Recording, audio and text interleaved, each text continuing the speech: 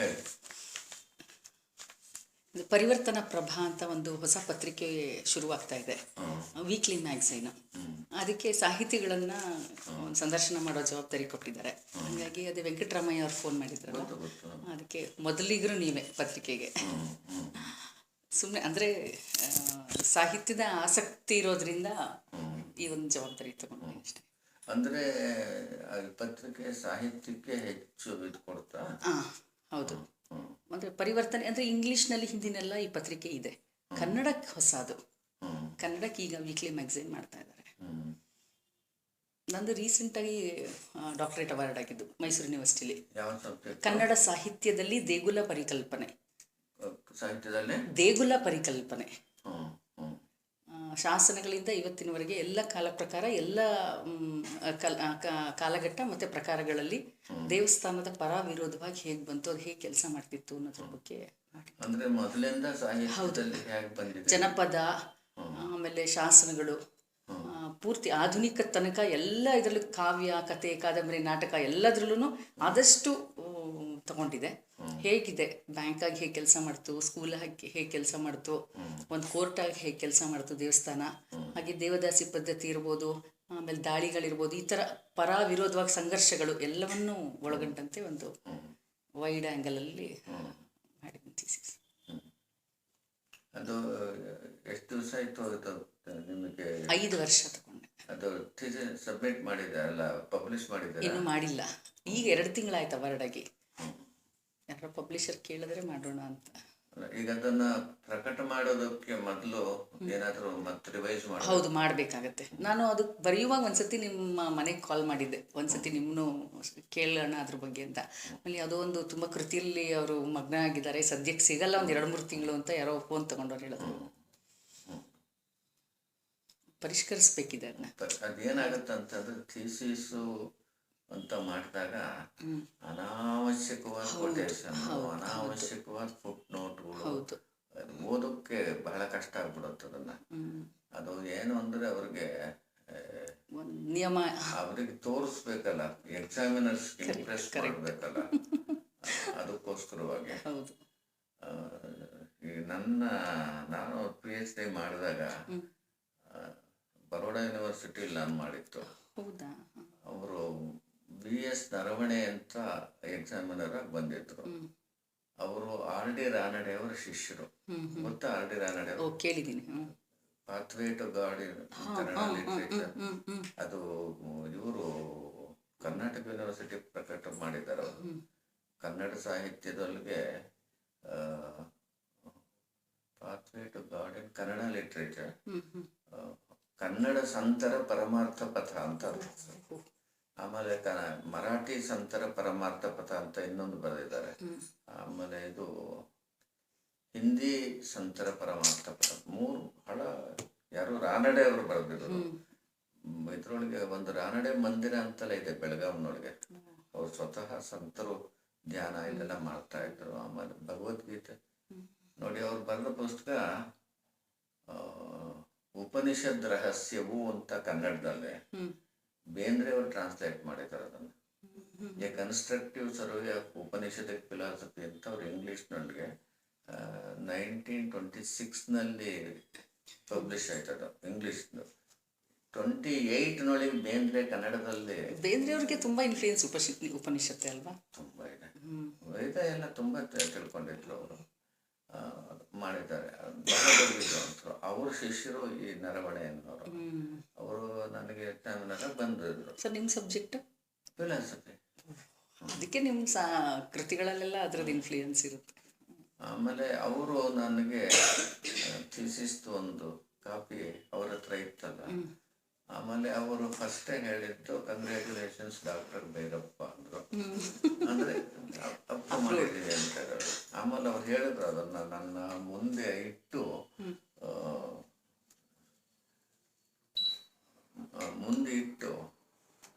ಹೇಳಿದ್ರು, ಈ ಪುಸ್ತಕನ ಇದನ್ನು ಪಬ್ಲಿಷ್ ಮಾಡೋದಕ್ಕೆ ನಾವು ಯೂನಿವರ್ಸಿಟಿಗೆ ರೆಕಮೆಂಡ್ ಮಾಡಿದ್ದೀವಿ.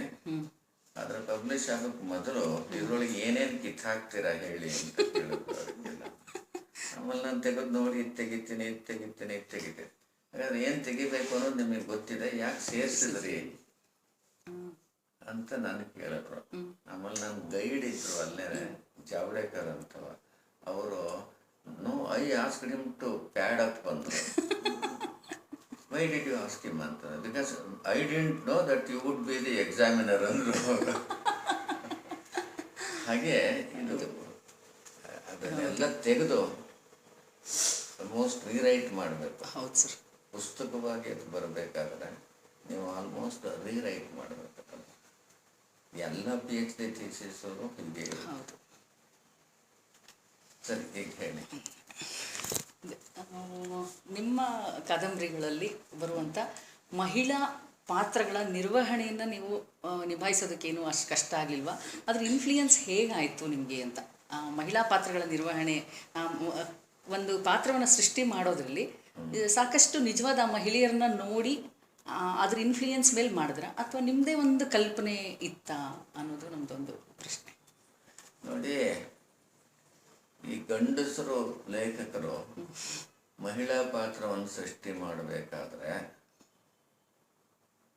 ಅದು ಗಂಡಸಿಗೆ ಕಷ್ಟ ಅಥವಾ ಚಾಲೆಂಜು ಅಂತ ಅನ್ನೋದು ಒಂದು ಕಲ್ಪನೆ ಇದೆ. ಅದೇ ರೀತಿ ಹೆಂಗಸರು ಲೇಖಕಿಯಾಗಿದ್ದರೆ ಅವಳಿಗೆ ಈ ಗಂಡಸ ಪಾತ್ರವನ್ನು ನಿರ್ವಹಣೆ ಮಾಡೋದು ಕಷ್ಟ ಅನ್ನೋದು ಒಂದು ಚಾಲೆಂಜ್ ಇದೆ ಅಂತ ಅನ್ನೋದು ಇನ್ನೊಂದಿದೆ. ಇವೆರಡೂ ಕೂಡ ಸುಳ್ಳು. ಅದು ಎರಡೂ ಖಂಡಿತವಾಗಿ ಸುಳ್ಳು. ಇದರೊಳಗೆಲ್ಲ ಯಾವ ನಮ್ಮ ಅನುಭವ ಪೂರ್ತಿಯಾಗಿ, ಈಗ ನಾನು ಗಂಡಸಾಗಿದ್ದು ಪೂರ್ತಿಯಾಗಿ ನನ್ನ ಅನುಭವ ಗಂಡಸದೇ ಆಗಿರೋಲ್ಲ. ಹೆಣ್ಣಿನ ಅನುಭವವೂ ನಮಗೆ ತುಂಬ ಇರುತ್ತೆ. ಯಾಕೆಂದರೆ ನಮ್ಮ ತಾಯಿ, ನಮ್ಮ ಅಕ್ಕ ತಂಗಿರು, ನಮ್ಮ ಒಳಗೆ ನಮ್ಮ ಚಿಕ್ಕಪ್ಪನ ಮಗಳು, ದೊಡ್ಡಪ್ಪನ ಮಗಳು, ಅವರು ಕಷ್ಟ ಸುಖಕ್ಕೆ ನಾವು ಆಗಿರ್ತೀವಿ. ಆಮೇಲೆ ಓದುವಾಗ ನಮ್ಮ ಕ್ಲಾಸ್ಮೇಟ್ಸ್ ನೋಡಿರ್ತೀವಿ. ವರ್ಕ್ ಮಾಡುವಾಗ ನಮ್ಮ ಕೊಲೀಗ್ಸು ನಾವು ಇದಾಗಿದ್ದರೆ ಏನು ಅಂತಂದರೆ, ನಾವು ನಿಜವಾಗಿ ಸ್ನೇಹದಿಂದ ಮತ್ತು ಅವ್ರ ಬಗ್ಗೆ ಸಿಂಪಥೆಟಿಕ್ ಆಗಿದ್ದರೆ ಅವ್ರ ಕಷ್ಟ ಸುಖ ನಮ್ಗೆ ಹೇಳ್ತಾರೆ ಅವರು.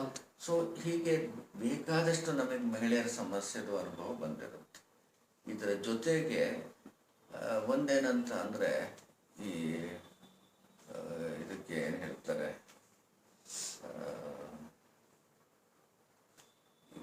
ನಮ್ಮ ವಿಮರ್ಶೆ ಪರಿಭಾಷೆಯಲ್ಲಿ ಇಂಗ್ಲೀಷ್ನೊಳಗೆ ಎಂಪತಿ ಅಂತ ಹೇಳ್ತೀವಿ ನಾವು. ಇದರೊಳಗೆಲ್ಲ ಅದು ಎಂಪತೈಸ್ ಅಂದರೆ ಅವ್ರ ಶೂಳ ಕಾಲಿಟ್ಟು ನಮ್ಮನ್ನ ಅನುಭವ ಪರಕಾಯ ಅನ್ನೋ ಅರ್ಥದಲ್ಲಿ ಅದಿರ್ತಲ್ಲ. ಅಲ್ಲ, ಒಂದು ನಮ್ಮ ವಿಮರ್ಶೆ ಭಾಷೆಯಲ್ಲೇ ಒಂದು ಶಬ್ದ ಇದೆ. ಅದು ಇಲ್ಲದೆ ಇದ್ದವರು ಲೇಖಕರಾಗೋಕ್ಕೆ ಸಾಧ್ಯನೇ ಇಲ್ಲ. ಅವಾಗ ಆ ಪಾತ್ರದಲ್ಲಿ ನಾವು ಯಾವಾಗ ಲೀನವಾಗಿರ್ತೀವೋ ಆ ಪಾತ್ರವೇ ಆಗಿ ನಮಗೆ ಅದರ ಇದೆಲ್ಲ ಗೊತ್ತಾಗುತ್ತೆ. ಅಂದರೆ ಹತ್ತಿರದಿಂದ ಒಡನಾಡಿದ್ರೆ ಮಾತ್ರ ಅನುಭವ ಗೊತ್ತಾಗತ್ತೆ. ಸಿಂಪತಿ ಪಾತ್ರದ ಬಗ್ಗೆ ಇದ್ದೇ ಇರಬೇಕು. ಅದು ಹೆಣ್ಣು ಪಾತ್ರಕ್ಕಾಗಲಿ ಗಂಡು ಪಾತ್ರಕ್ಕಾಗಲಿ ಆ ಸಿಂಪತಿ ಇದ್ದೇ ಇರಬೇಕು. ನಾವು ಹಂಗಿದ್ರೆ ಸಹೃದಯ ಅನ್ನೋದು ಬರೀ ಓದುಗ ಮಾತ್ರ ಅಲ್ಲ. ಇದೇ ಶಬ್ದ ನಾನು ಹೇಳಬೇಕು. ಸಹೃದಯ ಬರೀ ಓದುಗ ಅಲ್ಲ, ಲೇಖಕ ಸಹೃದಯ ಆಗಿದ್ರೆ ಮಾತ್ರ. ಸಹೃದಯತೆ ಇರಲೇಬೇಕು. ಹಾಗಿದ್ದಾಗ ಆ ಹೆಣ್ಣಿನ ಕಷ್ಟ ಸುಖ ಅದೂ ಗೊತ್ತಾಗುತ್ತೆ ಅದರೊಳಗೆಲ್ಲ. ಅಥವಾ ಕಷ್ಟ ಸುಖ ಅಂತಂದ್ರೆ ಹೆಣ್ಣು ಯಾವಾಗಲೂ ಅವಳು ಬಹಳ ಸಂತಳು ಅವೆಲ್ಲ ಇಲ್ಲ. ಗಂಡಸರಲ್ಲಿ ಹೇಗೆ ಉತ್ತಮರು ನೀಚರು ಇರ್ತಾರೋ ಹೆಂಗಸರಲ್ಲೂ ಅದೇ ರೀತಿ ಉತ್ತಮರು ನೀಚರು ಇದ್ದೇ ಇರ್ತಾರೆ ಅದರಲ್ಲಿ. ಅದು ಅಷ್ಟೇ, ಅದಕ್ಕೆ ವಿಶೇಷದ್ದೇನೂ ಬೇಕಾಗಿಲ್ಲ. ನನ್ನ ಬರವಣಿಗೆಯಲ್ಲಿ ಏನಾಯಿತು ಅಂದರೆ, ನನಗೆ ಎರಡು ಅಂಶ. ಒಂದು, ನಮ್ಮ ಚಿಕ್ಕ ವಯಸ್ಸಿನೊಳಗೆ ನಾನು ಕಂಡದ್ದೆಲ್ಲ ಆ ಕಾಲದ ಇದು ಹೆಂಗಸರ ಚಿತ್ರ. ಅಂದರೆ ಅವಾಗೆಲ್ಲ ಏನಿತ್ತು ಅಂತಂದರೆ, ಹೆಚ್ಚು ಹೆಂಗಸರು ನಿಜವಾಗ್ಲೂ ಕಷ್ಟಪಡ್ತಾ ಇದ್ರು ಅವಾಗ. ನೀವು ನನ್ನ ಇದನ್ನು ಓದಿದರೆ, ಯಾವುದನ್ನು ದಿತ್ತಿ ಓದಿದರೆ, ಗೃಹಭಂಗ ಇಂಥವೆಲ್ಲ ಓದಿದರೆ ಆ ಕಾಲದೊಳಗೆ ಹೆಂಗಸರು ತುಂಬ ಕಷ್ಟಪಡ್ತಾ ಇದ್ರು. ಬಡತನ ಎಲ್ಲ ಕಡೆನೂ ಇರ್ತಾ ಇತ್ತು. ಆಮೇಲೆ ಗಂಡಸರು ಕೂಡ ಸರಿಯಾದ ಜವಾಬ್ದಾರಿ ಇಟ್ಕೊಳ್ತಾ ಇರುವಂಥ ಗಂಡಸರು ಹೆಚ್ಚಿರ್ತಾ ಇದ್ರು ಆಗಿನ ಇದರಲ್ಲೇ. ಆಗಿನ ಆ ಥರದ ಹೆಂಗಸರನ್ನ ನಾನು ಹೆಚ್ಚು ನೋಡಿದ್ದೆ.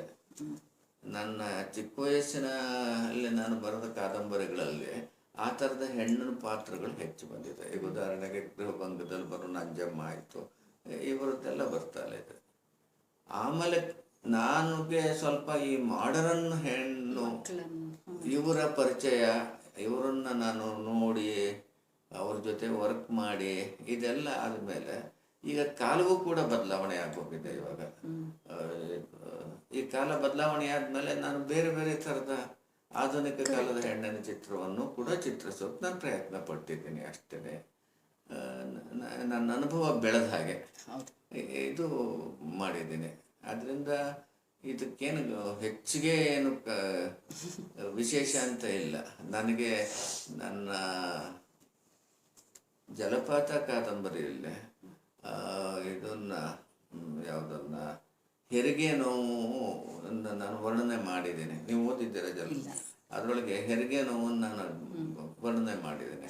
ನನಗೆ ಎಷ್ಟೋ ಜನ ಮಹಿಳೆಯರೇ ಕೇಳಿದ್ದಾರೆ, ಇದನ್ನು ನಿಮ್ಗೆ ಹೇಗೆ ಗೊತ್ತಾಯಿತು ಈ ನೋವು ಅಂತ ಅನ್ನೋದನ್ನು ನನಗೆ ಕೇಳಿದ್ದಾರೆ. ಇದಕ್ಕೆಲ್ಲ ಹೇಗೆ ಗೊತ್ತಾಯಿತು ಅಂತಂದರೆ ನೋಡಿ ಇದು ಸಹೃದಯತೆ ಅಷ್ಟೇ. ಅದು ಹೇಗಾಗುತ್ತೆ ಏನು ಅಂತ ಅನ್ನೋದನ್ನೆಲ್ಲ ಎಷ್ಟೋ ಜನ ಕೇಳಿದ್ದಾರೆ ನನ್ನ ಕೈಲಿ. ಸಹೃದಯ ಜೊತೆ ಕಲ್ಪನೆನೂ ಸೇರಿಸ್ಕೊಂಡು ಬರ್ತಿದ್ದೇನೆ ಅಷ್ಟೇ. ಅದಕ್ಕೆ ವಿಶೇಷ ಏನಿಲ್ಲ.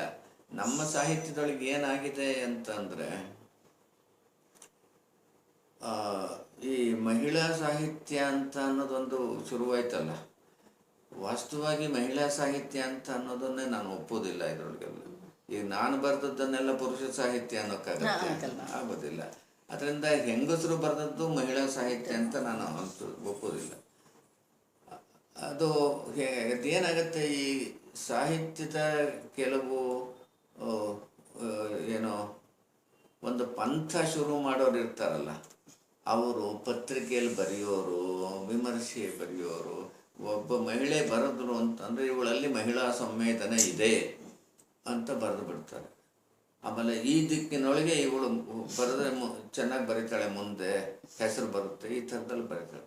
ಅವಳಿಗೆ ಒಂದು ಥರದ ಒಂದು ಫೋಕಸ್ ಆಗೋಗ್ಬಿಡುತ್ತೆ ಇವಳು. ಇದರೊಳಗೆಲ್ಲ ಕುದುರೆ ಕಣ್ಕಟ್ಟು ಹಾಕ ನಾನು ಇದನ್ನೇ ಬರೀಬೇಕು ಅಂತ ಅನ್ನೋದು ಬರೆಯಬೇಕು.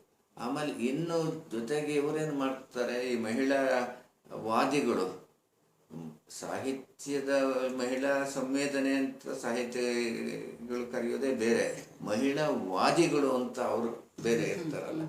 ಎಂತ ಅಂದರೆ ಚಳುವಳಿ ಮಾಡೋದು, ಹೆಣ್ಣಿಗೆ ಅನ್ಯಾಯವಾಗಿದೆ ಅಂತ ಅನ್ನೋದು, ಈ ಥರದಲ್ಲೆಲ್ಲ ಇರ್ತಾರಲ್ಲ. ಇವಳನ್ನು ಹೇಗೋ ಆ ವಾದಕ್ಕೆ ಹೇಳ್ಕೊಂಡ್ಬಿಡ್ತಾರೆ ಅವರು ಬಂದು, ನೀನು ಚೆನ್ನಾಗಿ ಬರೀತೀಯ, ಇದಕ್ಕೆ ನೀನು ಮಹಿಳೆಗಾಗ್ತಾ ಇರೋ ಅನ್ಯಾಯವನ್ನು ಬರೀಬೇಕು, ಮಹಿಳೆಗಾಗ್ತಿರೋ ಅನ್ಯಾಯವನ್ನು ಬರೀಬೇಕು ನೀನು ಅಂತ ಬಂದು ಅವ್ರಿಗೆ ಏನೋ ತಲೆ ಕೆಡಿಸ್ಬಿಡ್ತಾರೆ. ಒಂಥರ ಸುಳಿಗೆ ಸಿಕ್ಕೊಂಡ್ಬಿಡ್ತಾರೆ. ಆ ಸುಳಿಗೆ ಸಿಕ್ಕಾಬಿಡ್ತಾಳೆ ಇವಳು.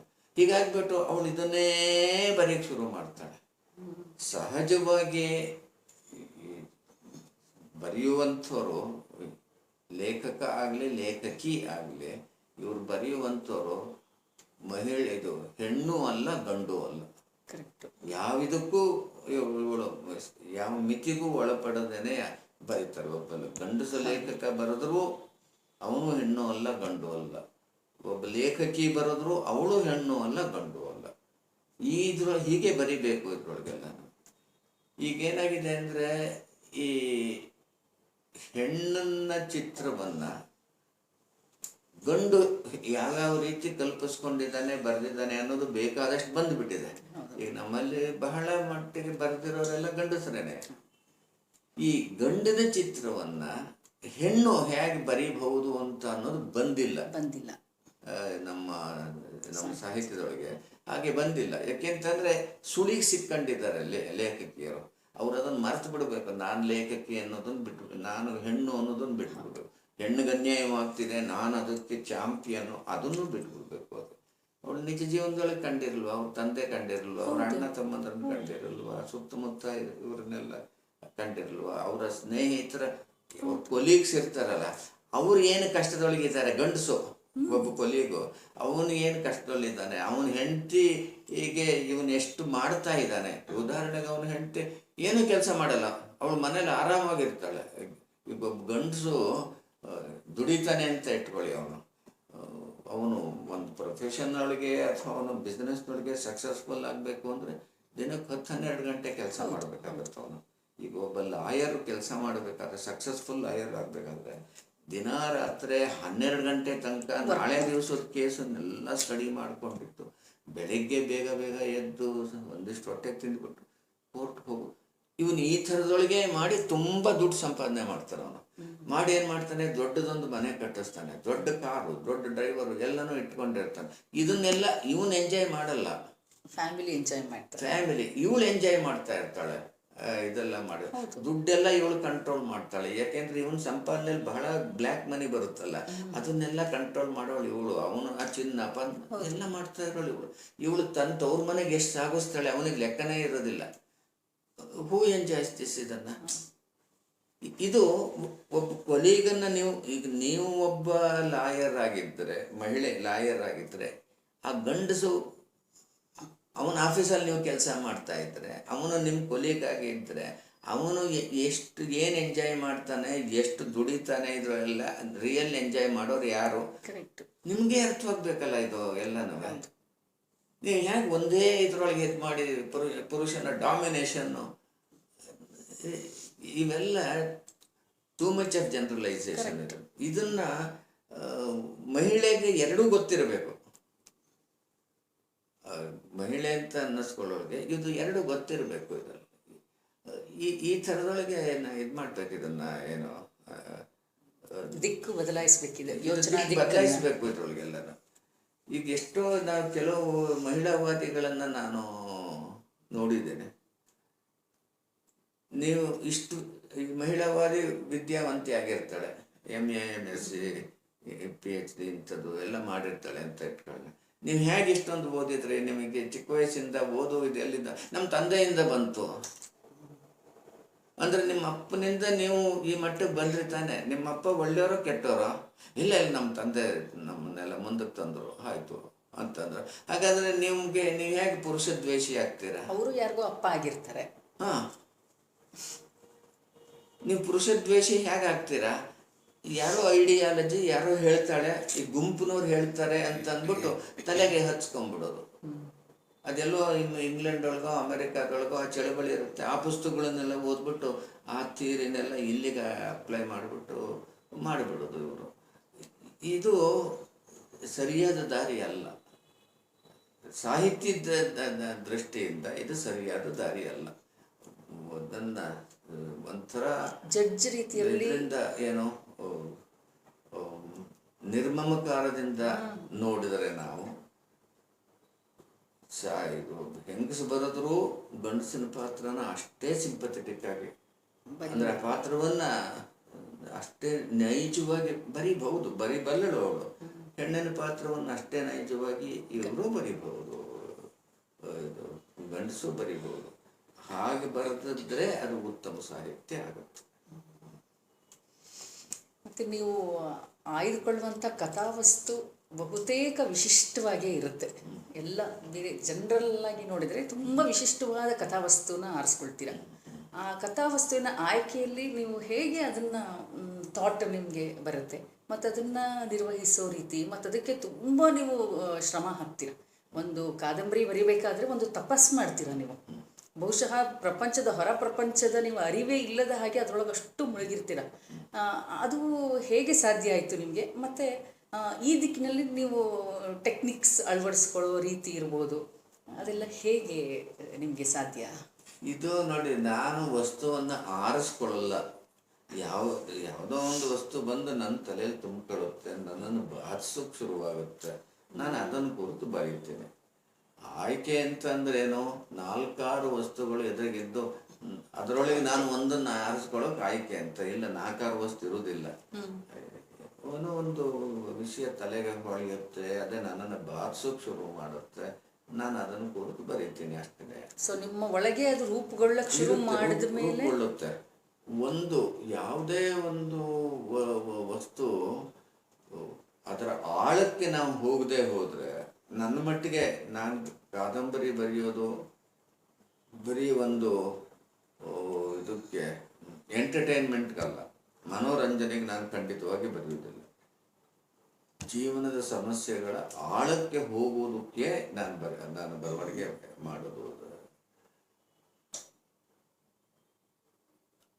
ನಾನು ಓದಿದ್ದು ಫಿಲಾಸಫಿಯಲ್ಲಿ ಸಾಕಷ್ಟು ಆಳವಾಗಿ ಅಧ್ಯಯನ ಮಾಡಿದ್ದೇನೆ. ಆಮೇಲೆ ಅದನ್ನೇ ಪಾಠನೂ ಮಾಡ್ತಾ ಇದ್ದೆ. ಇದು ನನಗೆ ಒಂದು ಸಂಸ್ಕಾರವನ್ನು ಕೊಟ್ಟಿದೆ. ಫಿಲಾಸಫಿ ಅಧ್ಯಯನ ಮಾಡಿರೋದು ನನ್ನ ಮೆದುಳಿಗೆ, ನನ್ನ ಆಲೋಚನಾ ಕ್ರಮಕ್ಕೆ ಒಂದು ಸಂಸ್ಕಾರವನ್ನು ಕೊಟ್ಟಿದೆ. ಏನು, ಯಾವುದು ನಿಜವಾದ ಫಿಲಸಾಫಿಕಲ್ ಕ್ವಶನ್ನು, ಯಾವುದು ಆರ್ಡಿನರಿ ಕ್ವಶನ್ನು ಅಂತನ್ನು ನನಗೆ ವಿಂಗಡಣೆ ಮಾಡೋಕ್ಕೆ ನನಗೆ ಟ್ರೈನಿಂಗ್ ಆಗಿದೆ, ಮೆಂಟಲ್ ಟ್ರೈನಿಂಗ್ ಅಷ್ಟೇ. ಈಗ ಏನಾಗುತ್ತೆ ಅಂತ ಅಂದರೆ, ಈಗ ಯಾವುದೋ ಒಂದು ಪ್ರಶ್ನೆ ಇದೆ. ಈಗ ಬಡತನದ ಪ್ರಶ್ನೆ ಬಂತು. ದೇಶದಲ್ಲಿ ಬಡತನ ಇದೆ, ಈ ರೈತರು ಆತ್ಮಹತ್ಯೆ ಮಾಡ್ಕೊತಾ ಇದ್ದಾರೆ.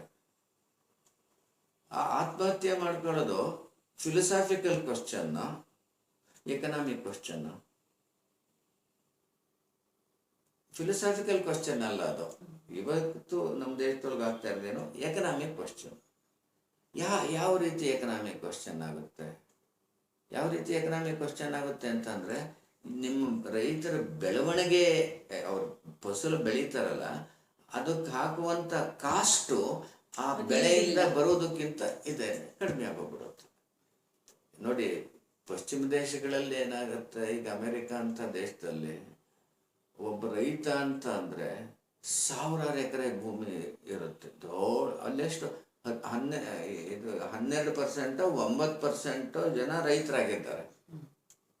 ಅಷ್ಟೇನೆ, ಅಷ್ಟು ಪ್ರೊಡ್ಯೂಸ್ ಮಾಡಿಬಿಡ್ತಾರೆ ಅವ್ರು. ಹೇಗೆ ಮಾಡ್ತಾರೆ? 1000 ಎಕರೆ ಭೂಮಿ ಇರುತ್ತೆ, ಎಲ್ಲ ಮೆಕನೈಸ್ ಮಾಡ್ತಾರೆ ಅವರು. ಎಲ್ಲದಕ್ಕೂ ಮೆಕನೈಸ್ ಮಾಡ್ತಾರೆ, ತುಂಬ ಇನ್ವೆಸ್ಟ್ ಮಾಡ್ತಾರೆ. ಆ ಬಂದ ಬೆಳೆಗೆ ಬೆಳೆ ಪ್ರೈಸನ್ನು ಗೌರ್ಮೆಂಟ್ ಹೆಲ್ಪ್ ಮಾಡುತ್ತೆ. ಇದಕ್ಕೆಲ್ಲ ಬೆಂಬಲ ಬೇರೆ ದೇಶಗಳಿಗೆಲ್ಲ ರಫ್ತು ಮಾಡೋದು ಗೌರ್ಮೆಂಟ್ ಹೆಲ್ಪ್ ಮಾಡುತ್ತೆ. ಅವರು ಫ್ರೀಯಾಗಿ ಬಡ ದೇಶಗಳಿಗೆ ನಾವು ಕೊಡ್ತೀವಿ ಅಮೆರಿಕ ಗೋಧಿನ ಅಕ್ಕಿನ ಅಂತ ಅಮೆರಿಕ ಹೇಳುತ್ತಲ್ಲ, ಅದನ್ನೆಲ್ಲನೂ ತಮ್ಮ ರೈತರಿಗೆ ಇದು ರಿಟರ್ನ್ಸ್ ಬರಲಿ ಅಂತ ಸರ್ಕಾರ ಕೊಂಡು ಬಿಡುತ್ತೆ. ಅವ್ರಿಗೆ ಕೊಂಡ್ಬಿಟ್ಟು ಈ ದೇಶಕ್ಕೆಲ್ಲ ಕೊಡುತ್ತೆ. ಎರಡು ಉದ್ದೇಶ ಆಯ್ತು ಇಲ್ಲಿ. ಅವ್ರ ರೈತರಿಗೆ ಹೆಲ್ಪ್ ಮಾಡೋದಂಗೆ ಆಯ್ತು, ಇಲ್ಲಿ ರಾಷ್ಟ್ರೀಯ ಬಾಂಧವ್ಯವನ್ನು ಮಾಡುತ್ತೆ. ಜೊತೆಗೆ ಅದಕ್ಕೆ ಇನ್ನೊಂದು ಥರದೊಳಗೆ ಆಯಿತು, ನಿಮಗೆ ಬೇಕಾದಷ್ಟು ನಾವು ದಿನಸಿ ಧಾನ್ಯವನ್ನೆಲ್ಲ ಹಾಗೆ ಕೊಡ್ತೀವಿ, ನಮಗೆ ಅದು ಯಾವುದೋ ಒಂದು ಮೂಲೆಯಲ್ಲಿ ಇರುವಂಥ ಇದಿದೆಯಲ್ಲ ಒಂದಿಷ್ಟು ಮಿನರಲ್ಲು, ಅದನ್ನು ನಾವು ತಗೊಂಡು ಹೋಗ್ತೀವಿ, ಕೊಡಿ, ಒಪ್ಪಂದ ಮಾಡ್ಕೊಂಡ್ಬಿಡ್ತಾರೆ. ಆ ಮಿನರಲ್ ಅವ್ರಿಗೆ ಬೇಕಾಗಿತ್ತು, ಎಕ್ಸ್ಚೇಂಜ್ ಮಾಡ್ಕೊತಾರೆ, ಅವ್ರನ್ನ ಫ್ರೀಯಾಗಿ ಕೊಟ್ಟಿರೋದಿಲ್ಲ. ಇದಕ್ಕೆಲ್ಲ ನಾವು ಅವ್ರನ್ನ ಇವರು ಜುಟ್ಟು ಕೈಲಿ ಹಿಡ್ಕೊತಾರೆ, ತಮ್ಮ ರೈತರಿಗೆ ಹೆಲ್ಪ್ ಮಾಡ್ತಾರೆ. ಈ ಥರ ಸರ್ಕಾರ ಇದೆಲ್ಲ ಮಾಡುತ್ತಂತೆ ಅದೆಷ್ಟು. ನಾವು ಇದನ್ನು ತಗೊಂಡು ಬಂದು ನಮ್ಮ ನೋಡಿ ಇರುವುದು 4 ಎಕರೆ 8 ಎಕರೆ ಭೂಮಿ, ಅದಕ್ಕೆ ನಾವು ಟ್ರ್ಯಾಕ್ಟರು, ನಮ್ಮ ರೈತರೆಲ್ಲ ಟ್ರ್ಯಾಕ್ಟರ್ ತಗೊಳಕ್ಕೆ ಶುರು ಮಾಡಿಬಿಡ್ತಾರೆ.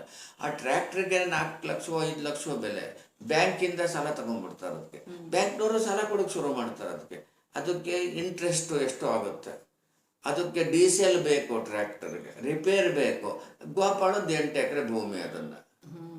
ಹೀಗಾಗಿ ಆಮೇಲೆ ಅದಕ್ಕೆ ಹಾಕೋ ಇದು ಗೊಬ್ಬರ, ಹಿಂದೆಲ್ಲ ಏನಾಗ್ತಿತ್ತು ಅಂತಂದರೆ, ಈ ಇದರಲ್ಲಿ ಕೆರೆ ಕಟ್ಟೆಗಳಿಗೆ ಗೋಡು ಅಂತ ಬರೋದು, ಅಂದರೆ ಆ ಹೂಳು ಮಣ್ಣು ಬರುತ್ತಲ್ಲ, ಅದಕ್ಕೆ ತುಂಬ ಗೊಬ್ಬರದ ವ್ಯಾಲ್ಯೂ ಇರ್ತಾಯಿತ್ತು, ಗೊಬ್ಬರದ ಗುಣ ಇರ್ತಾಯಿತ್ತು. ಬೇಸಿಗೆ ಕಾಲದೊಳಗೆ ರೈತರೆಲ್ಲರೂ ಎತ್ತು ಗಾಡಿ ಇದು ಮಾಡಿಕೊಂಡು ರಾತ್ರಿ ಹೊತ್ತು ಅದನ್ನೆಲ್ಲನೂ ತಗೊಂಡು ಬಂದು ತಮ್ಮ ಹೊಲಕ್ಕೆ ಹಾಕ್ಕೊಳ್ಳೋರು. ಪರಿಣಾಮವಾಗಿ ಕೆರೆ ಕಟ್ಟೆಗಳಿಗೆ ಆಳ ಇರ್ತಿತ್ತು, ಮಳೆ ನೀರು ಅದರೊಳಗೆ ಇರ್ತಿತ್ತು. ಅಲ್ಲಿ ಶೇಖರವಾದಂಥ ನೀರು ಭೂಮಿ ಒಳಗೆ ಹೋಗ್ತಾ ಇತ್ತು. ಅಂದರೆ ಅಂತರ್ಜಲ ತುಂಬ ಇರ್ತಾ ಇತ್ತು. ಮತ್ತು ಬಾವಿ ಒಳಗೆ ಒಂದು 10 ಅಡಿ 15 ಅಡಿ ಒಳಗೆಲ್ಲ ನೀರು ಇರ್ತಾ ಇತ್ತು. ಈಗ ಅದು ಮುಚ್ಚಿ ಹೋಗ್ಬಿಟ್ಟು ಎಲ್ಲನೂ.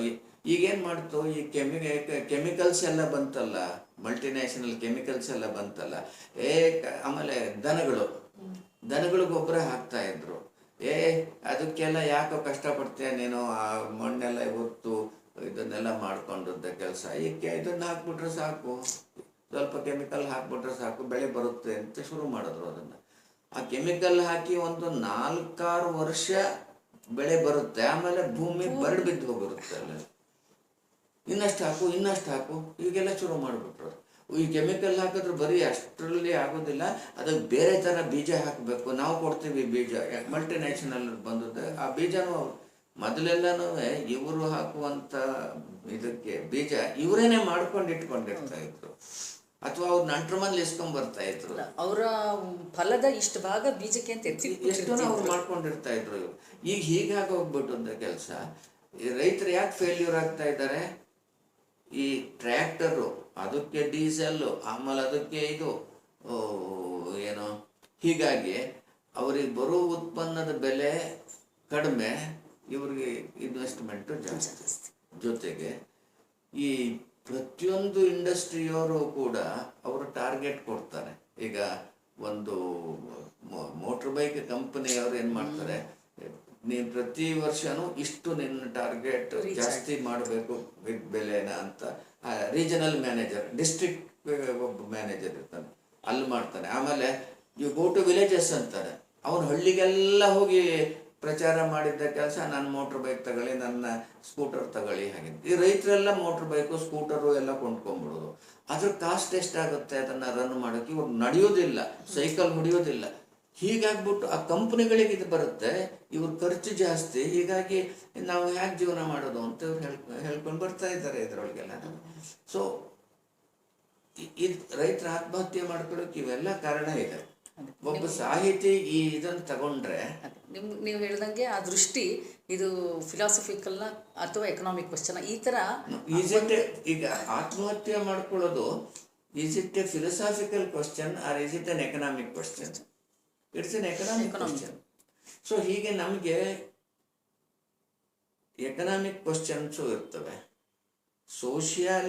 ಸೋಷಿಯಲಾಜಿಕಲ್ ಕ್ವಶನ್ಸ್ ಇರುತ್ತೆ, ಸೈಕಲಾಜಿಕಲ್ ಕ್ವಶನ್ಸ್ ಇರುತ್ತೆ, ನಮ್ಮ ಹ್ಯಾಬಿಟ್ಸ್ ಇರುತ್ತೆ, ಇವೆಲ್ಲನೂ ಇರುತ್ತಲ್ಲ. ನಮ್ಮ ಈಗಿನ ಲೇಖಕರು ಏನು ಮಾಡ್ತಾರೆ ಅಂತ ಎಲ್ಲಾನು ಫಿಲಾಸಫಿಕಲ್ ಕ್ವಶನ್ನು. ನನಗೆ ಫಿಲಾಸಫಿ ಮತ್ತು ಈ ಸಬ್ಜೆಕ್ಟ್ಸ್ನೆಲ್ಲ ನಾನು ಅಧ್ಯಯನ ಮಾಡಿರೋದ್ರಿಂದ ಯಾವುದು ಫಿಲಾಸಫಿಕಲ್ ಕ್ವಶನ್ನು ಯಾವುದು ಅಲ್ಲ ಅನ್ನೋದು ನನಗೆ ಗೊತ್ತಿದೆ. ಇದು ಅಧ್ಯಯನದಿಂದ ಬರುವಂಥದ್ದು, ಇದಕ್ಕೆ ವಿಶೇಷ ಪ್ರತಿಭೆ ಏನು ಬೇಕಾಗಿಲ್ಲ. ಅದೇ ಹೀಗಾಗಿ ನಾನು I touch only philosophical questions. ಹೀಗಾಗಿ ನನ್ನ ಪಾತ್ರಗಳು, ನನ್ನ ಕಾದಂಬರಿಗಳಲ್ಲಿ ಒಂದು ಗಹನತೆ, ಒಂದು ಆಳ ಇದೆ, ಅಷ್ಟೇನೆ, ಇನ್ನೇನು ಇಲ್ಲ. ಇದೆ ಅಲ್ಲ, ನೀವು ಅದನ್ನು ನಿರ್ವಹಿಸೋ ರೀತಿ ಇದೆಯಲ್ಲ, ಅದಕ್ಕೆ ನೀವು ಎಷ್ಟು ಶ್ರಮ ಹಾಕ್ತೀರಾ, ಅದನ್ನು ಹೊರ ಪ್ರಪಂಚದ ಅರಿವಿಲ್ದಂಗೆ ಮಾಡ್ತಿರಲ್ಲ, ಅದು ನಿಮಗೆ ಹೇಗೆ ಅನ್ಸುತ್ತೆ? ಎಲ್ಲವನ್ನ ಬಿಟ್ಟು ಪೂರ್ತಿ ನೀವೇ ಅದಾಗ್ಬಿಟ್ಟಿರ್ತೀರಾ ಅಂತ? ಹೌದು, ಆಗಲೇಬೇಕು, ಪೂರ್ತಿ ಆಗಲೇಬೇಕು. ಯಾಕೆ ಅಂತಂದರೆ ನನಗೆ ಪ್ರತಿಯೊಂದು ಪಾತ್ರದ ಆಳಕ್ಕೆ ಇಳಿದೇ ನಾನು ಬರೆಯೋದೇ ಇಲ್ಲ. ನಾನು ಬರೀಬೇಕಾದ್ರೆ ಒಂದು ದಿವಸ ಅರ್ಧ ಪೇಜ್ ಬರೆದಿರ್ತೇನೆ, ಆಮೇಲೆ ಇನ್ನೊಂದು ದಿವಸ 8 ಪುಟ ಬರೆದಿರ್ಬೋದು, ಇನ್ನೊಂದು ದಿವಸ ಬರೆಯೋಕ್ಕೆ ಅಂತ ಕೈಲಿ ಪೆನ್ ಹಿಡ್ಕೊಂಡಿರ್ತೇನೆ, ಬೆಳಗ್ಗಿಂದ ಸಂಜೆ ತನಕ ಒಂದು ಲೈನೂ ಬರ್ತಿರಲಿಲ್ಲ, ಸುಮ್ಮನೆ ಪೆನ್ ಹಿಡ್ಕೊಂಡು ಯೋಚನೆ ಮಾಡ್ತಲೇ ಇರ್ತೇನೆ. ನನಗದು ಇದು ಯಾನ ಹೇಗೆ ಸಾಧ್ಯ ಆಯ್ತು ನಿಮಗೆ? ಅದು ಸೈನ್ಸ್ಗೆ ಸಂಬಂಧಪಟ್ಟಿದ್ದಲ್ಲ ಯಾನ, ಅದು ನಿಮಗೆ ಹೇಗೆ ಯೋಚನೆ ಅದಕ್ಕೆ ಬಂತು? ಅದರ ಕೊನೆಯಲ್ಲೇ ನಾನು ಬರೆದಿದ್ದೇನೆ ಅದನ್ನು ಅದಕ್ಕೆ ಒಂದು ಹಿನ್ನುಡಿ ಬರೆದಿದ್ದೇನೆ, ಅದು ಹೇಗೆ ಬಂತು ಥೀಮು ಹಾಗೆ ಅಂತ. ನಾನು ಇದರಲ್ಲಿ ಯಾನದಲ್ಲ ಸೈನ್ಸ್ ಬಗ್ಗೆ ನಾನು ಸಾಕಷ್ಟು ಓದಿದ್ದೇನೆ, ಅದನ್ನು ಓದ್ದೇನೆ ಬರೆಯೋದಿಲ್ಲ. ಯಾವ್ದಾದ್ರು ನಾವು ನೋಡಿ, ಪ್ರತಿಯೊಂದು ಕಾದಂಬರಿ ಬರಿಬೇಕಾದ್ರೂ ಸಾಕಷ್ಟು ಅಧ್ಯಯನ ಮಾಡಬೇಕು, ನಾವು ಸಾಕಷ್ಟು ಅಧ್ಯಯನ ಮಾಡಬೇಕು. ಆ ಅಧ್ಯಯನ ಎಲ್ಲ ಸಬ್ಜೆಕ್ಟು ನಮಗೆ ಗೊತ್ತಿರೋದು, ಅದನ್ನು ಯಾರು ತಿಳಿದಿರ್ತಾರೋ ಅವ್ರ ಹತ್ರ ಹೋಗಿ ನಾವು ಕೂತ್ಕೊಂಡು. ಬಹುಶಃ ಆ ಕಾರಣದಿಂದನೇ ನಿಮ್ಮ ಪಾತ್ರಗಳು ಈ ಸಮಕಾಲೀನ ಸಮಸ್ಯೆಗಳನ್ನು ಎತ್ತಿ ತೋರಿಸೋದ್ರಲ್ಲಿ ತುಂಬ ಸಫಲ ಆಗಿದೆ ಅನ್ಸುತ್ತೆ. ಯಾಕೆ ರಾಜಕೀಯ ಆಗಿರ್ಬೋದು, ಧಾರ್ಮಿಕ, ಸಾಮಾಜಿಕ, ಆರ್ಥಿಕ ಎಲ್ಲ ದೃಷ್ಟಿಕೋನದಿಂದಲೂ ನಿಮ್ಮ ಪಾತ್ರಗಳು ಒಂದೊಂದನ್ನು ತೋರಿಸ್ತಾ ಹೋಗುತ್ತೆ ಅಲ್ವಾ? ನೀವು ಅದನ್ನೇ ಹೇಳಿದ್ದು, ಸಮಕಾಲೀನ ಸಮಸ್ಯೆಗಳನ್ನು ಬಿಂಬಿಸೋ ಒಂದು ಮತ್ತೆ ಅದಕ್ಕೆ ಪರಿಹಾರನೂ ಕಂಡುಕೊಳ್ಳೋ ನಿಟ್ಟಿನಲ್ಲಿ ಏನಾದರೂ ಸಹಾಯ ಆಗಬೇಕು ನಿಮ್ಮ ಕೃತಿಗಳಲ್ಲಿ ಅನ್ನುವಂಥದ್ದು. ಮತ್ತು ಕತೆ ತಾನು ಬೆಳೀತಾ ಹೋಯಿತು. ಇದುವರೆಗೆ ನಿಮ್ಮ ಎಲ್ಲ ಪಾತ್ರಗಳು ಕಾದಂಬರಿಗಳು ತುಂಬ ಬೆಳೆದಿವೆ. ಅದು ಬೆಳೀತಾ ನಿಮ್ಮನ್ನು ಬೆಳೆಸ್ತಾ ಹೋಗಿದೆ. ಅದು ಬೆಳೀತಾ ನಿಮ್ಮನ್ನು ಹೇಗೆ ಬೆಳೆಸ್ತು ಅಂತ ನಿಮ್ಗೆ ಅನ್ಸುತ್ತೆ? ಅದು ಕಾದಂಬರಿಗಳು ಸಂಖ್ಯೆಯಲ್ಲಿರ್ಬೋದು, ಗಾತ್ರದಲ್ಲಿರ್ಬೋದು, ಅಥವಾ ಕ್ವಾಲಿಟಿನಲ್ಲಿರ್ಬೋದು, ಅದು ಪಾತ್ರಗಳು ಬೆಳೀತಾ, ನಿಮ್ಮ ಕಾದಂಬರಿ ಸಂಖ್ಯೆಗಳು ಬೆಳೀತಾ ನಿಮ್ಮನ್ನು ತುಂಬ ಬೆಳೆಸಿವೆ. ಅವೆಲ್ಲ ನೀವು ಅದನ್ನು ಬೆಳೆಸಿದ್ದೀರಾ, ಅದು ನಿಮ್ಮನ್ನು ಬೆಳೆಸಿದೆ. ಅದ್ರ ಬಗ್ಗೆ ನಿಮ್ಗೆ ಹಿಂಗೆ ಅನ್ಸುತ್ತೆ? ಅದು ನಿಮ್ಮನ್ನ ವಾಸ್ತವವಾಗಿ ಈ ಬರೀತಾ ತಾನೇ ನಾವು ಬೆಳೆಯೋದು. ಬರೀತಾ ಈಗ ಒಂದು ವಸ್ತುವನ್ನು ಬರೆದು ಅದರಿಂದ ಸಂಪೂರ್ಣವಾಗಿ ಬಿಡುಗಡೆ ಆದೆ, ನನ್ನ ಮನಸ್ಸು ಬಿಡುಗಡೆ ಆಯಿತು ಅಂದರೆ ಇನ್ನೊಂದು ವಸ್ತು ಹೋಗಿ ಆ ವಸ್ತುವಿನ ಸಮಸ್ಯೆಯನ್ನು ಬಿಡಿಸಿ ಅದಕ್ಕೊಂದು ರೂಪ ಕೊಟ್ಟು ಅದೆಲ್ಲ ಬರೆಯೋದು ಅಂದರೆ ನಾನು ಬೆಳೆದ ಹಾಗೆ ಅದರೊಳಗೆಲ್ಲ ಬೆಳೆಯೋದಕ್ಕೆ ಶ್ರಮ ಪಡಬೇಕು. ಶ್ರಮ ನಾವು ಹೆಂಗೆ ಶ್ರಮ ಪಡ್ತೀವಿ ಹಾಗೆ ಕೈ ಕೆಸರಾದ್ರೆ ನಿಜವಾಗ್ಲೂ ಶ್ರಮ ಪಡಬೇಕು ಅದಕ್ಕೆಲ್ಲ. ನೋಡಿ, ಇದಕ್ಕೆ ನನಗೆ ಮುಖ್ಯವಾಗಿ ನನ್ನನ್ನು ಬೆಳೆಸ್ತಿರೋದು ಅಂದರೆ ನನಗೆ ಚಿಕ್ಕ ವಯಸ್ಸಿನಿಂದ ಓದಿನಲ್ಲಿ ಬಂದಂಥ ಒಂದು ಫೌಂಡೇಶನ್ನು. ಯಾರು ಇದ್ರು ನಿಮ್ಮಲ್ಲಿ? ಅಲ್ಲ, ಅದು ಬೇರೆ ಬೇರೆ ಯಾರು. ಈಗ ಉದಾಹರಣೆಗೆ ನಾನು ಫಿಲಾಸಫಿ ಓದಬೇಕಾದ್ರೆ ಯಾಮನಾಚಾರ್ಯರು ಅಂತ ನನ್ನ ಗುರುಗಳಿದ್ರು. ಅವರ ಮಾರ್ಗದರ್ಶನದೊಳಗೆ ನಾನು ಫಿಲಾಸಫಿ, ಈಸ್ಟರ್ನು ವೆಸ್ಟರ್ನು ಎಲ್ಲನೂ ತುಂಬ. ಅದಕ್ಕೂ ಮುಂಚೆ ಫ್ಯಾಮಿಲಿಲಿ ಯಾರಾದರೂ ನಿಮ್ಮಲ್ಲಿ ಓದಿನ ಗೀಲ್ ಹಚ್ಚಿದ್ದೇನಾರ? ನಮ್ಮ ತಾಯಿ ಇದ್ರಲ್ಲ, ನಮ್ಮ ತಂದೆ. ನೀವು ಭಿತ್ತಿ ಓದಿದ್ದೀರಾ? ನಂದು ಭಿತ್ತಿ ಸ್ವಲ್ಪ ಮಾತ್ರ ಓದಿರೋದು, ಪೂರ್ತಿ ಓದಿಲ್ಲ. ಅದು ನಿಮ್ಮ ಅದು ನಮ್ಮ ಗೃಹಭಂಗ ಓದಿದ್ದೆ. ಆ ಗೃಹಭಂಗದಲ್ಲಿ ಬರುವಂಥ ಪಾತ್ರ ಯಾರು, ಚೆನ್ನಿಗರಾಯ, ಅದು ನಮ್ಮ ಅಪ್ಪನೆಯ. ಅಲ್ಲಿ ಬರುವಂಥ ಇದು ನಂಜಮ್ಮ ನಮ್ಮ ತಾಯಿನೆಯ. ನಮ್ಮ ತಂದೆಯಿಂದ ನನಗೇನು ಅಷ್ಟು ಇದು ಬರಲಿಲ್ಲ. ಆದರೆ ನಮ್ಮ ತಾಯಿ ಸ್ವತಃ ಸಣ್ಣ ಸಣ್ಣ ಕವನಗಳನ್ನು ಬರೀತಾ ಇದ್ರು. ಗದುಗಿನ ಭಾರತ ಎಲ್ಲ ಹೇಳಿ ಅರ್ಥ ಹೇಳೋರು. ನನಗೆ ಚಿಕ್ಕ ವಯಸ್ಸಲ್ಲೇ ನಮ್ಮ ತಾಯಿಯಿಂದ ನಂಗೆ ಗದುಗಿನ ಭಾರತ ಕೇಳಿ ಅದ್ರ ಪರಿಣಾಮ ಆಯಿತು. ಅಂದರೆ ಒಂಥರ ಒಂದು ಸಂಸ್ಕಾರ ಚಿಕ್ಕದ್ರಿಂದ ಬಂದ್ರೇ ಅದನ್ನ ಮುಂದಕ್ಕೆ ಬೆಳೆಸ್ಕೊಳ್ಳೋಕ್ಕೆ ಸಾಧ್ಯ. ಅದು ಬೆಳೆಯಿತು. ಬಹುಶಃ ಆ ಸಂಸ್ಕಾರ ಈಗಿನ ಜನ್ರೇಷನ್ಗೂ ಬರಬೇಕು ಅನ್ನೋದು ನಿಮ್ಮ ಕಾದಂಬರಿಗಳ ಬಹುತೇಕ ಉದ್ದೇಶಗಳಾಗಿರುತ್ತೆ. ಅದು ಬರಬೇಕು. ಒಂದು ಸಂಸ್ಕಾರ, ಸಂಸ್ಕೃತಿ ಅದನ್ನೆಲ್ಲ ಸರಿಯಾಗಿ ಬೆಳೆಸ್ಕೊಳ್ದೇ ಇದ್ರೆ ತುಂಬ ಒಂಥರ ಹಾಳಾಗ್ತಾ ಇರೋ ಒಂದು ನಮ್ಮ ಪದ್ಧತಿಗಳು ಎಲ್ಲ ಹಾಳಾಗೋಗ್ತಿದೆ. ನಮ್ಮ ಹಿರಿಯರಿಂದ ಬಂದಿದ್ದನ್ನು ಯಾವುದು ನಾವು ನೆಕ್ಸ್ಟ್ ಜನ್ರೇಷನ್ ಪಾಸ್ ಆನ್ ಮಾಡ್ತಾ ಇಲ್ಲ. ಏಕೆಂದರೆ ವೆಸ್ಟರ್ನ್ ಕಲ್ಚರ್ ಜಾಸ್ತಿ ಅಡಾಪ್ಟ್ ಮಾಡ್ಕೊಂಡು ನಮ್ಮ ಸಂಸ್ಕೃತಿನ ಬಿಡ್ತಿದ್ದೀವಿ. ಬಹುಶಃ ನಾವು ಧರ್ಮ ಅಂತ ಏನು ಹೇಳ್ಕೊಂಬಂದ್ವಿ, ಅದರಲ್ಲಿ ಇದ್ದಿದ್ದೆಲ್ಲ ನಮ್ಮ ಮನಸ್ಸಿನ ಆರೋಗ್ಯ, ದೇಹದ ಆರೋಗ್ಯನೇ ಇತ್ತು ನಮ್ಮ ಬೇಸಿಕ್ ನಮ್ಮ ದೇಶದ ಭಾರತೀಯ ಸಂಸ್ಕೃತಿನಲ್ಲಿ. ಬಟ್ ಅದನ್ನೆಲ್ಲ ಬಿಟ್ಬಿಟ್ಟು ಹೊರಗಿಂದ ಯಾವುದೋ ಕಲ್ಚರ್ ಅಳವಡಿಸ್ಕೊಳ್ತಿರೋದ್ರಿಂದನೇ ನಾವೆಲ್ಲ ಒಂಥರ ಮೊರಾಲಿಟಿ ಕಡಿಮೆ ಆಗ್ತಾ ಇದೆ. ಸೊ ಆ ಮೊರಾಲಿಟಿ ಇಂಪ್ರೂವ್ ಮಾಡೋದ್ರಲ್ಲಿ ನಿಮ್ಮ ಪಾತ್ರಗಳು ಇನ್ಫ್ಲೂಯೆನ್ಸ್ ಮಾಡುತ್ತೆ ಅಂತ ಅನ್ಕೋಬೋದು. ಅಲ್ಲ ನೋಡಿ, ನಾವು ಯಾವುದೊಂದು ಮೊರಾಲಿಟಿ ಅಂತೀವೋ ಅದರ ಬೇರನ್ನು ನಾವು ಹುಡುಕಬೇಕು. ಯಾವುದೇ ಮಾರಲ್ ಕ್ವಶನ್ಸ್ ಆದ್ರೂ ಅದರ ಬೇರನ್ನು ನಾವು ಹುಡುಕಬೇಕು. ಆ ಬೇರನ್ನು ಹುಡುಕಿದ್ರೆ ನಿಜವಾಗಿಯೂ ನಮಗೆ ನಾವು ನೈತಿಕವಾಗಿ ಯಾವ ಕಡೆ ಹೋಗ್ತಾ ಇದ್ದೀವಿ ಅಂತ ಅನ್ನೋದು ನಮಗೆ ಅರ್ಥವಾಗುತ್ತೆ. ಅದೇನೇ ನನಗೆ ಮುಖ್ಯವಾಗಿ ಬೇಕಾದದ್ದು ನನ್ನ ಬರವಣಿಗೆಯಲ್ಲಿ ನಾನು ಸಾಧಿಸೋದು. ಮತ್ತು ಎಸ್ ಎಲ್ ಭೈರಪ್ಪ ಅವ್ರದ್ದು ಒಂದು ಕೃತಿ ಬರುತ್ತೆ ಅಂತ ಒಂದು ಕಿವಿಗೆ ಸುದ್ದಿ ಬಿದ್ದ ತಕ್ಷಣ ಸಾವಿರಾರು ಜನ ಇಡೀ ಮೈಯೆಲ್ಲ ಕಣ್ಣಾಗಿ ಕಾಯ್ತಿರ್ತಾರೆ. ಆವಾಗ ನಿಮ್ಮ ಜವಾಬ್ದಾರಿ ತುಂಬ ಹೆಚ್ಚಾಗುತ್ತೆ. ನೀವು ಇಷ್ಟು ಜನ ಕಾತರದಿಂದ ಕಾಯ್ತಿರ್ತಾರೆ, ಅದಕ್ಕೆ ನಿರೀಕ್ಷೆಗೆ ತಕ್ಕಂಗೆ ಕೊಡಬೇಕು ಅನ್ನೋ ಒಂದು ಜವಾಬ್ದಾರಿ ಜಾಸ್ತಿ ಆದಾಗ ನಿಮ್ಗೆ ಏನಾದ್ರು ಪ್ರೆಷರ್ ಬಿಲ್ಡಪ್ ಆದಂಗೆ ಅನ್ಸುತ್ತಾ? ಈಗ ನಾನು ಏನು ಬರೀಬೇಕಾದ್ರೂ I should not disappoint my readers, I should not fail my readers ಅಂತ ನನಗಿದ್ದೇ ಇರುತ್ತೆ.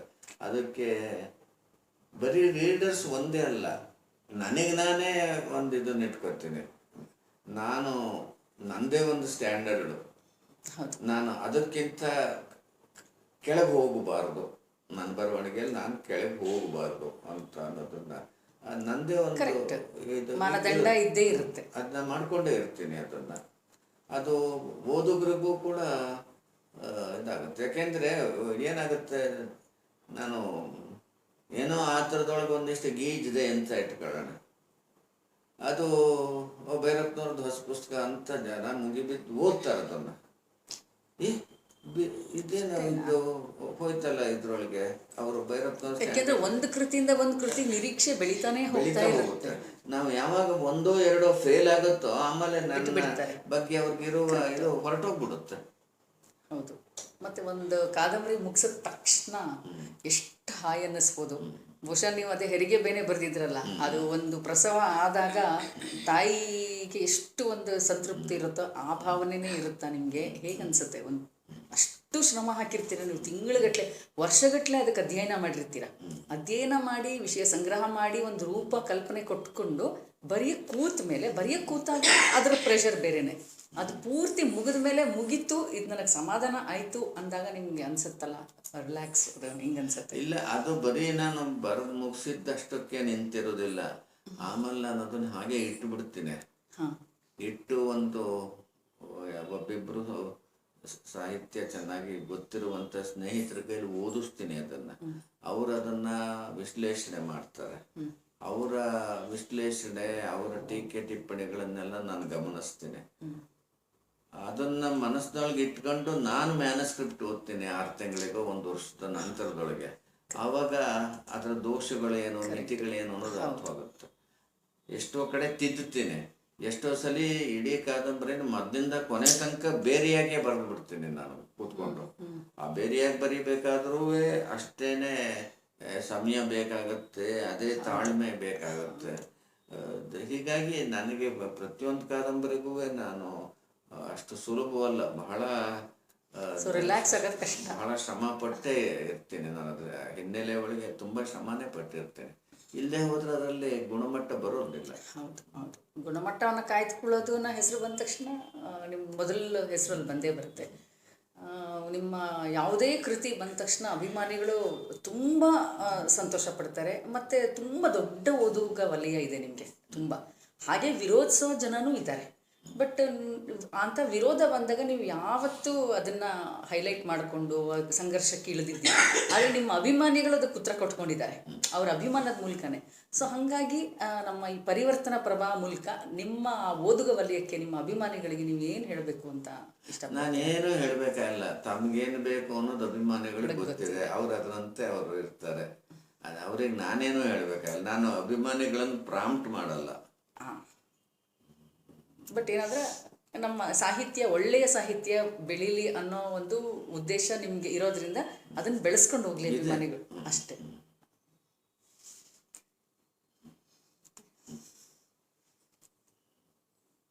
ಇದು ಎಷ್ಟು ಬೇಕು ಅಂತ ಕೇಳಿದ್ದಾರೆ. ಎಷ್ಟು ಒಂದು 4-5 ಪುಟ ಅಂತ ಅಂದ್ಕೊಂಡ್ರೆ ಆಲ್ಮೋಸ್ಟ್ 40 ಮಿನಿಟ್ಸ್ ಅಂತ ಬಂತು, ಆಗಬಹುದು ಅನ್ಸುತ್ತೆ.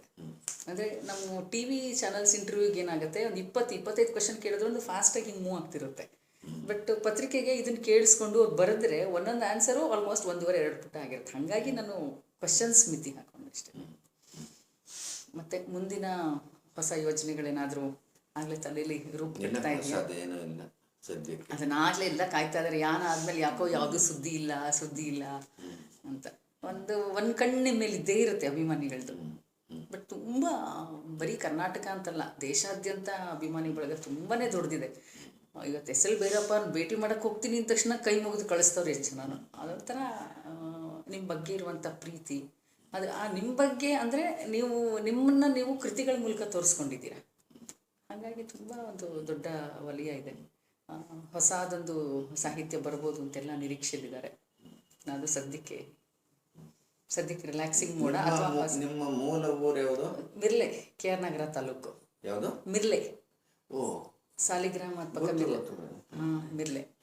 ಅಪ್ಪ DCC ಬ್ಯಾಂಕಲ್ಲಿ ಜನರಲ್ ಮ್ಯಾನೇಜರ್ ಆಗಿ DCC ಬ್ಯಾಂಕಲ್ಲಿ ಇದ್ರು. ಅಪ್ಪ ರಿಟೈರ್ ಆದರು. ಹಾಗಾಗಿ ಅಪ್ಪ ಮಂಡ್ಯದಲ್ಲಿದ್ದರು. ನಾನು ಓದಿದ್ದು ಬೆಳೆದಿದ್ದು ಎಲ್ಲ ಮಂಡ್ಯದಲ್ಲೇ. ಉಲ್ಚ್ಕಮ್ಮೆ. ಹಾಗಾಗಿ ಒಂಥರ ಮಂಡ್ಯ ಅಂದ್ರೆ ನಮ್ಮ ನಿಟ್ಟೂರು ಶ್ರೀನಿವಾಸರಾಯರು, ಅವರು ಉಲುಚ್ಕಮ್ಮೆ. ಹೌದು, ಇಲ್ಲೆಲ್ಲ ಸಂಘಗಳೆಲ್ಲ ಮಾಡ್ಕೊಂಡಿದ್ದಾರೆ. ಸಂಘಗಳೆಲ್ಲ ಇದೆ ಎಲ್ಲ ಕಡೆ, ಉಲುಚ್ಕಮ್ಮೆ ಸಂಘಗಳೇ. ಮತ್ತು ನಂಗೆ ಅಪ್ಪ ಇವತ್ತು ಹೇಳಿದ್ರು, ಅನಾಥಾಲಯಕ್ಕೆ ಯಾವಾಗಲೂ ಒಂದ್ಸತಿ ಬಂದು ಫಂಕ್ಷನ್ಗೆ, ತಾತಯ್ಯ ಅವ್ರ ಫಂಕ್ಷನ್ ಎಲ್ಲ ಬಂದು ಡೊನೇಟ್ ಎಲ್ಲ ಮಾಡಿದ್ರು ಅಂತ. ಅಪ್ಪ ಅಲ್ಲೇ ಇದ್ರು, ಗಾಯತ್ರಿ ಅನಾಥಾಲಯ ಐತಲ್ಲ, ಶಾಂತಲಾ ಥಿಯೇಟರ್ ಹಿಂಭಾಗ ಅಲ್ಲೇ. ನೀವು ಅಲ್ಲಿದ್ರ? ಹಿಂಗೆ ನಾನು ಅಲ್ಲಿ ಇರ್ಲಿಲ್ಲ, ನಾನಲ್ಲಿ ವಾರ ಕೊಟ್ಟಿದ್ರು ನನಗೆ. ಹಾಂ, ಅದು ಹೇಳಿದ್ರು. 4 ದಿವಸ ಅನಾಥಾಲಯದೊಳಗೆ ಊಟ ವ್ಯವಸ್ಥೆ ಮಾಡಿಟ್ರು ನನಗೆ. ನಾನು ಬೇರೆ ರೂಮ್ ಮಾಡ್ಕೊಂಡಿದ್ದೆ. ಆಮೇಲೆ ಏನೋ ಅದು ಬಿಡಬೇಕಾಗಿ ಬಂತು. ಏನಂದ್ರೆ ಇದ್ರ ಬಗ್ಗೆನೂ ಬರ್ದಿದ್ದೀರಾ ಎಲ್ಲಾದ್ರೂ? ಬಿತ್ತಿರಿ ಎಲ್ಲ ಅದೇ ಬಟ್ ಅಲ್ಲ, ಇದು ಸಾಹಿತ್ಯಕ್ಕೆ ಬಂದರೆ ನಿಮಗೆ ಈ ಥರದ ಅನುಭವ ಏನಾದರೂ ಸಾಹಿತ್ಯಕ್ಕೆ ಹೆಲ್ಪ್ ಆಯ್ತಾ? ನಿಮ್ಗೆ ಈ ಥರದ ಅನುಭವಗಳು, ಈ ಥರ ವಾರಾನ್ನಕ್ಕೆ ಹೋಗ್ತಾ ಇದ್ದಿದ್ದಿರ್ಬೋದು ಅಲ್ಲ, ಅದು ಎಲ್ಲನೂ ಸಾಹಿತ್ಯಕ್ಕೆ. ಈಗ ನೋಡಿ, ನಾನು ಅದಕ್ಕೆ ನೀವು ಬಿತ್ತಿ ಓದಲೇ ಇದ್ರೆ ನನ್ನ ಇದು ನಿಮಗೆ ಗೊತ್ತಾಗೋದಿಲ್ಲ. ಅದು ನಮ್ಮ ಅನುಭವಗಳಿಂದ ನಾವು ಪಕ್ವವಾಗ್ತೀವಿ. ಅನುಭವನ ಜೀವನದಲ್ಲಿ ಅನುಭವನ ಇಲ್ಲದೆ ಬರೀ ಪುಸ್ತಕ ಓದಿದ್ರೆ ಹೌದೌದು ನಾವು ಪಕ್ವ ಆಗೋದಿಲ್ಲ. ಬಟ್ ಏನಂದ್ರೆ ಈಗಿನ ಜನರೇಷನ್ರೆಲ್ಲ ತುಂಬ ಒಂಥರ ಹೈಫೈನಲ್ಲೇ ಬಂದವರು. ಅವ್ರು ಬರೆಯೋ ಒಂದು ಸಾಹಿತ್ಯದಲ್ಲಿ ಆ ಗಟ್ಟಿತನ ಬರಕ್ಕೆ ಸಾಧ್ಯ ಅವ್ರಿಗೆ ಆಳ ಇರಲ್ಲ. ಕಷ್ಟ ಸುಖದಿಂದ ಬಂದವ್ರಿಗೆ ಇರೋ ಅನುಭವ ಅಥವಾ ಅವ್ರ ಬರವಣಿಗೆಯಲ್ಲಿ ಇರೋ ಆಳ ಸುಮ್ಮನೆ ತೇಲಿಕೆನಲ್ಲಿ. ಈಗ ನಾವೆಲ್ಲ ಸಿಟಿಲೇ ಬೆಳೆದವರು, ನಮಗೆ ಆ ಆಳ ಅಥವಾ ಅನುಭವನೂ ಇರಲ್ಲ.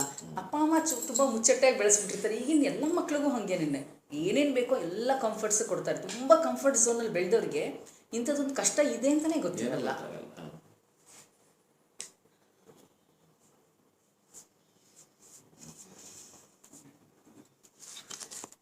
ಹಿಂಗೆ ಸೇವ್ ಮಾಡ್ಕೋಬೇಕು, ನೋಡಬೇಕು.